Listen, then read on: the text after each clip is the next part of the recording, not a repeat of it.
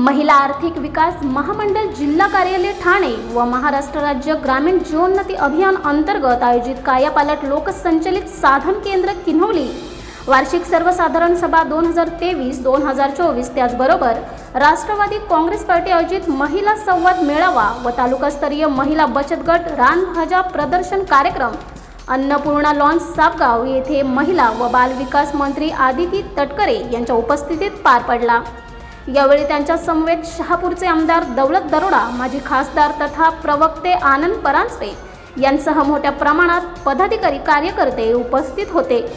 या कार्यक्रमादरम्यान आमदार दौलत दरोडा यांनी केलेल्या विकासात्मक कामाची चित्रफीत दाखवण्यात आली, तर महिला व बाल विकास मंत्री आदिती तटकरे यांनी लाडकी बहीण योजना ही कायमस्वरूपी बनवण्यात आली असून तिचा पहिला हप्ता येत्या 17 तारखेला महिलांच्या खात्यात पडेल अशी माहिती उपस्थित महिलांना दिली। या महिला संवाद मेळाव्याला मोठ्या प्रमाणात महिलांनी गर्दी केली होती। लोकहितसाठी अंकुश भोईर, शहापूर। जे पात्र फॉर्म झालेले आहेत यांना सुरुवातीला लाभ देण्यात येणार आहे। रिजेक्टेड फॉर्मची संख्या ही फार नगण्य आहे, फार कमी आहे। ती साधारणपणे 1% जास्ती नाही आहे, कदाचित 1% कमी सुद्धा असेल। त्याच्यामुळे रिजेक्टेड फॉर्म्स का रिजेक्ट झालेले आहेत या संदर्भातली सविस्तर जी काही माहिती आहे ही त्या ठिकाणी तिथल्या ज्या स्थानिक समित्या आहेत त्या घेतील आणि मग त्या संदर्भामध्ये ते फेरसादर होतील। त्याच्यामुळे सुरुवातीला जे पात्र लाभार्थी आहेत हे जवळपास 95% पेक्षा अधिक पात्र लाभार्थी आहेत। त्याच्यामुळे 17 तारखेला पहिला लाभ हा पात्र लाभार्थ्यांना मिळणार आहे।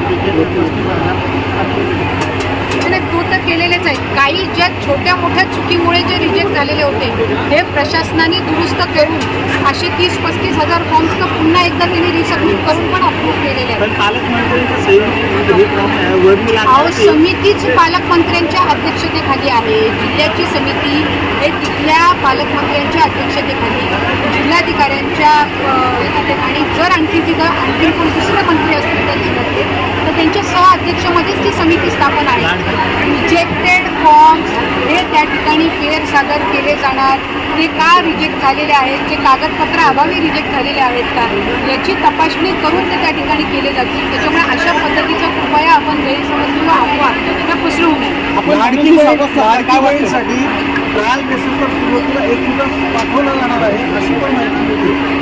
एक गोष्ट आपण लक्षात घेतली पाहिजे की ज्या वेळेला इतक्या मोठ्या पद्धतीनं व्यापक योजना असते त्यावेळेला याचं ट्रायल काही प्रत्येक अकाउंटचं घेतलं जात नसतं, हे सॅम्पल ट्रायल घेतलं जात असतं। त्याला चाचणी आपण जी प्राथमिक स्वरूपामध्ये ड्रायरन जी आपण म्हणतो त्याच्यामध्ये प्रत्येक पर्सेंटेज वाईज ते ड्रायरन घेतलं जात असतं आणि विभागामार्फत हे ड्रायरन किंवा ही चाचणी ही यशस्वीरित्या सुरू आहे। त्याच्यामध्ये 10-15% एरर, कोणी अकाउंट टाकायला काही गल्लत केली असेल, कोणी दुसरं कोणाचं अकाउंट टाकलेलं असेल जे त्यांच्या आधार कार्डला लिंक नसेल, त्यांच्या आयडेंटिटीला नसेल, कोणाचा मोबाईल नंबर वेगळा टाकलेला आहे, असे जे आहेत ते 10-15% एरर येतील। पण याची दुरुस्ती करून त्यांना फेरसादर करण्याची मुभा ही निश्चितपणाने त्या ठिकाणी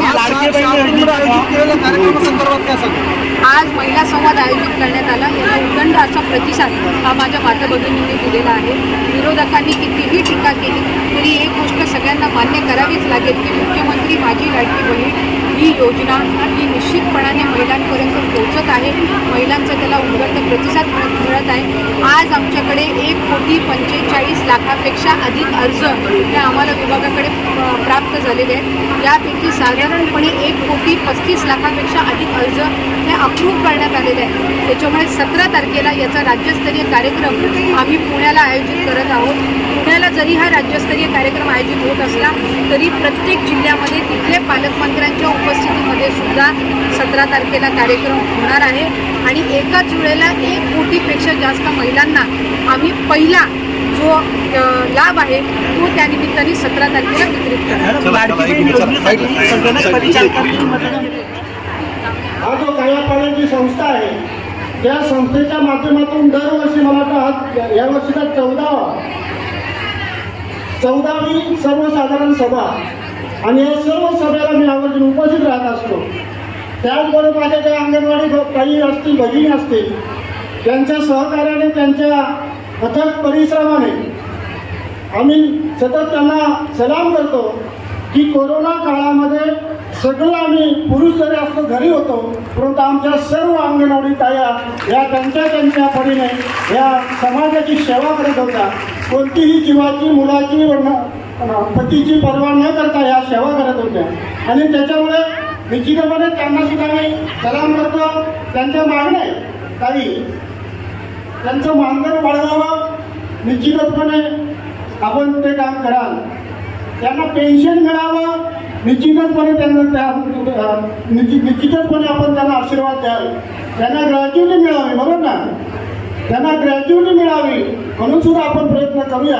महाराष्ट्र शासनाच्या, महाराष्ट्र राज्याच्या या संपूर्ण बजेटमध्ये खऱ्या अर्थानं लाडकी बहीण जी योजना आली, त्या लाडकी बहिणीच्या प्रणेत्या आमच्या अतिथीताई आहेत.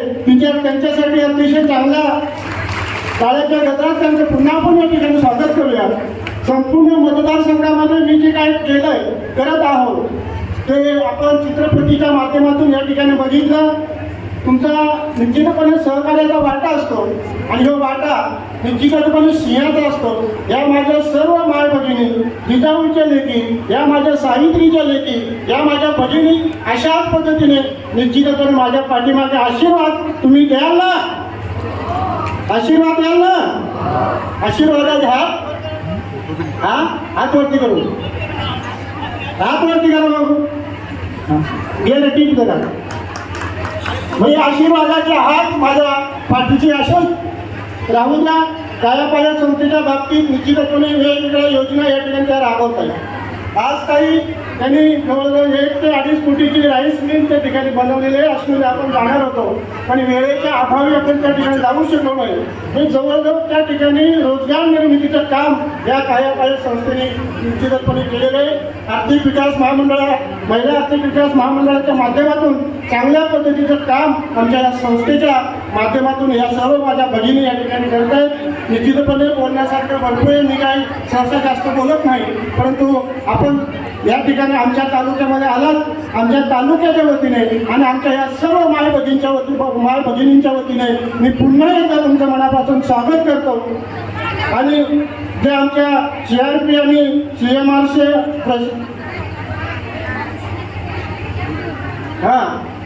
ते आमच्या कायापालक संस्थेच्या ज्या आमच्या भगिनी आहेत, त्यांना CRP आणि CMRC प्रशासकीय मार्फत किंवा खर्च हा सुद्धा आपण या ठिकाणी जाहीर करावा अशी आपल्या यांच्या सगळ्यांच्या वतीने मी आपल्याला विनंती करतो. पुन्हा एकदा मी आपल्या ह्या ठिकाणामध्ये जे पिकतं, जे विकतं, ते आपण प्रदक्षिणामध्ये मांडलेलं आहे. त्याच्यामुळे आपण या ठिकाणी जो काही कार्यक्रम या ठिकाणी आयोजित केला आणि प्रत्येक माझ्या कायापालक संस्थेच्या माध्यमातून दरवर्षी त्यांचा आग्रह होतो. मागच्या वर्षी मी आमच्या ठाकरेताईला त्या ठिकाणी त्यांच्या मिटिंगला आणलं होतं.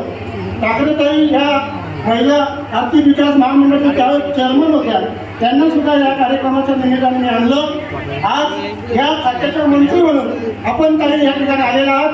आमचा शहापूर तालुका दुर्गम जरी असला तरी निश्चितपणे वाहतुकीच्या दृष्टीने वाहतुकीचं जाळं, रस्त्यांचं जाळं आम्ही या ठिकाणी निर्माण केलेलं आहे. आणि ज्या ज्या गावात आम्ही जाऊ त्या त्या गावामध्ये महाराष्ट्र शासनाच्या मार्फत, जिल्हा नियोजनाच्या मार्फत, महिला आर्थिक विकास महामंडळाच्या मार्फत, आदिवासी विकास महामंडळाच्या मार्फत, आदिवासी विभागाच्या मार्फत ज्या काही योजना सर्व महिलांपर्यंत पोहोचवण्याचं काम आम्ही या ठिकाणी करतोय. आणि हे काम करत असताना माझ्या सर्व भगिनी ह्या बरोबर असतात. आणि बरोबर असल्यानंतर या सर्व भगिनींनी आज तुम्हाला बघण्यासाठी नव्हे तर आपलं बोलाचं मार्गदर्शन ऐकण्यासाठी त्या उत्सुक आहेत. आणि त्याच्यामुळे मी जास्त काही त्या ठिकाणी बोलत नाही.